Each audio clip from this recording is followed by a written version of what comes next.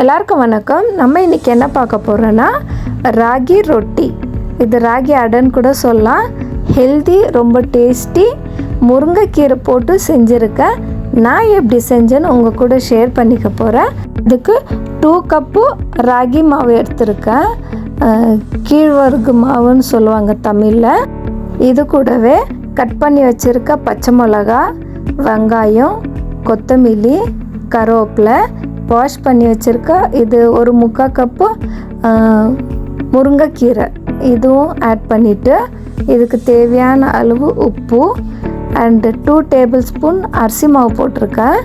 இது அரிசி மாவு போடுறதால நம்மளுக்கு தட்டுறதுக்கு ஈஸியாக வரும், உடையாமல் வரும். நெக்ஸ்ட் கொஞ்சம் கொஞ்சமாக தண்ணி ஊற்றி ஒரு நல்லா சாஃப்டாக பிசைஞ்சு வச்சுக்கணும். சாஃப்டானா ரொம்ப சாஃப்டாக இருக்கக்கூடாது அண்டு கெட்டியாகவும் இருக்கக்கூடாது. இந்த ராகி ரொட்டி இது பாருங்கள், கையில் இப்படி பிடிச்சா இப்படி வரணும், நல்ல ஒரு உருண்டையாக. இந்த பதத்துக்கு இருந்தால் போதும். இதுக்கு நான் சிம்பிளாக ஒரு தேங்காய் சட்னி ரெடி பண்ணிட்டேன்.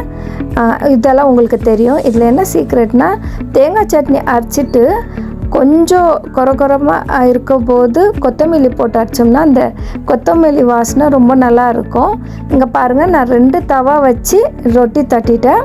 ஒரு தவா இப்படி எண்ணெய் தட்டிட்டு நான் கேஸில் வச்சுடுவேன்.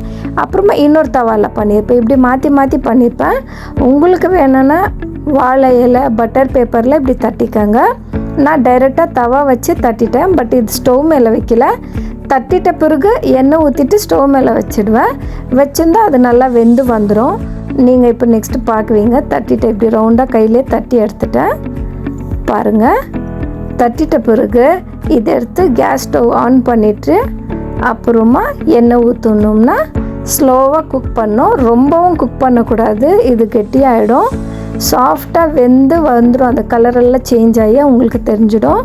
இப்படி பாருங்கள், இப்படி திருப்பி போட்டுட்டு நல்லா 2 சைடும் வேக வச்சு எடுத்தோம்னா சூப்பராக டேஸ்டி அண்ட் ஹெல்த்தியான ராகி ரொட்டி அண்டு தேங்காய் சட்னி ரெடி ஆகிடும். இதே மாதிரி நீங்களும் ட்ரை பண்ணுங்கள். இந்த வீடியோ பிடிச்சிருந்தா லைக் பண்ணுங்கள், சப்ஸ்கிரைப் பண்ணுங்கள்.